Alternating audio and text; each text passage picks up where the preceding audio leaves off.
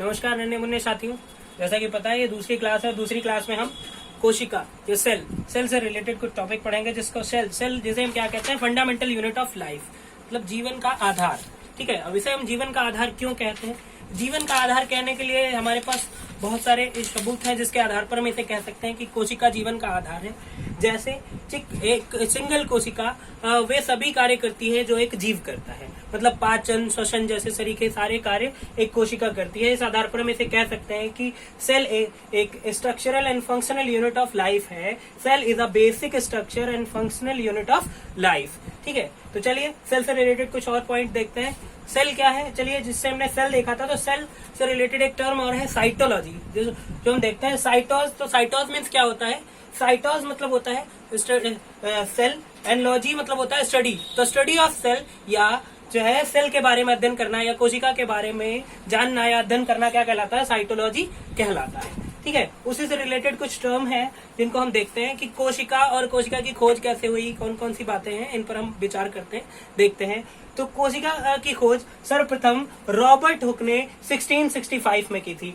कोशिका की खोज रॉबर्ट हुक ने 1665 में की थी, और इन्होंने अपनी पुस्तक माइक्रोग्राफिया में इस जो है इस घटना के बारे में लिखा है। इनकी पुस्तक का नाम है माइक्रोग्राफिया, जिसमें इन्होंने अपने जो है अपनी डिस्कवरी के बारे में बताया है कि उन्होंने कि जो है कार्क कैम्बियम नामक प्लांट में अपने बनाए हुए माइक्रोस्कोप से एक बहुत पतली सी बारीक सी काट कर कार्क में उन्होंने ऑब्जर्व किया कि एक सेल जैसी या ऐसी कोठरी जैसी छोटी छोटी सी संरचनाएं देखी, और इन संरचनाओं को उन्होंने सेल्यूली नाम दिया। क्या नाम दिया? सेल्यूली। और इन्हीं संरचनाओं को, इन्हीं सेल्यूली को आगे चलकर सेल कहा गया। ये क्या थी? इन सेल्यूली ही ये डेड सेल्स थी, और इन डेड सेल्स को आगे चलकर ल्यूवेनहॉक ने 1665 में दोबारा खोजा, और लिविंग सेल की खोज का श्रेय ल्यूवेनहॉक को जाता है, जिन्होंने 1675 में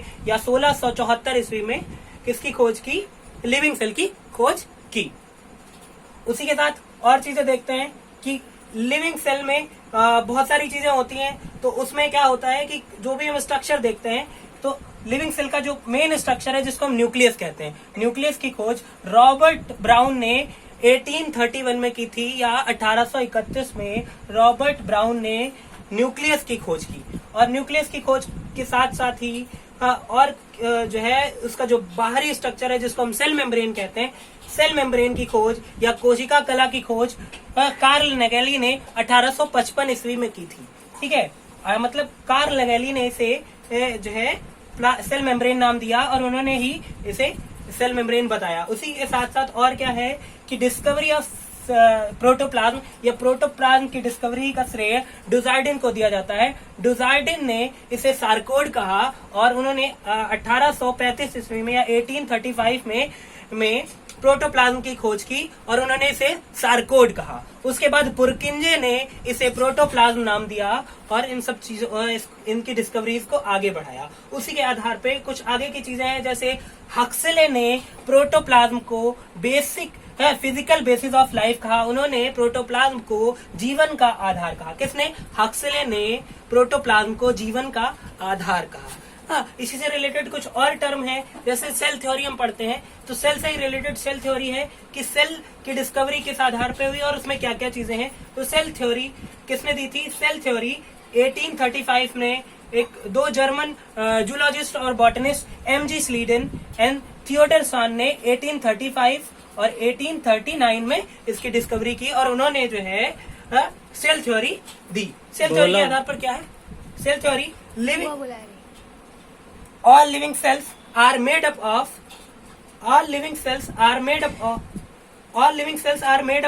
cells। क्या कह सकते हैं कि सभी सेल्स जो है किससे बनी हुई है? सेल्स से बनी हुई है। इसमें सेल से मिलकर बनी हुई है। इसको किसने दिया था? इसको एम.जी. स्लीडन और थियोडर स्वान ने दिया था। उसी के आधार पर कुछ और आगे की चीजें हैं कि cells is a structural and functional unit of life, जिसको भी किसने बताया? स्लीडन और स्वान ने बताया।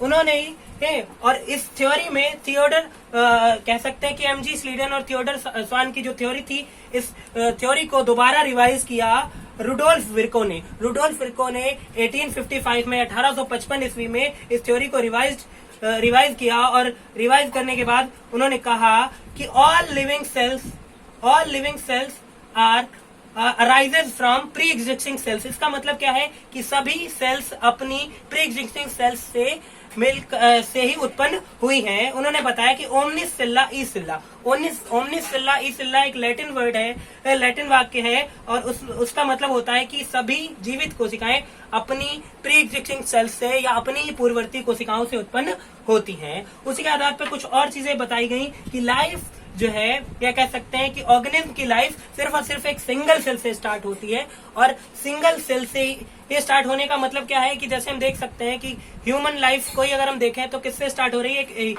स्पर्म ओवम से बने हुए जाइगोट से, क्योंकि क्या है एक सिंगल सेल है, और उसके बाद वो आगे धीरे धीरे जो है एक कॉम्प्लेक्स बॉडी के रूप में डेवलप होता है।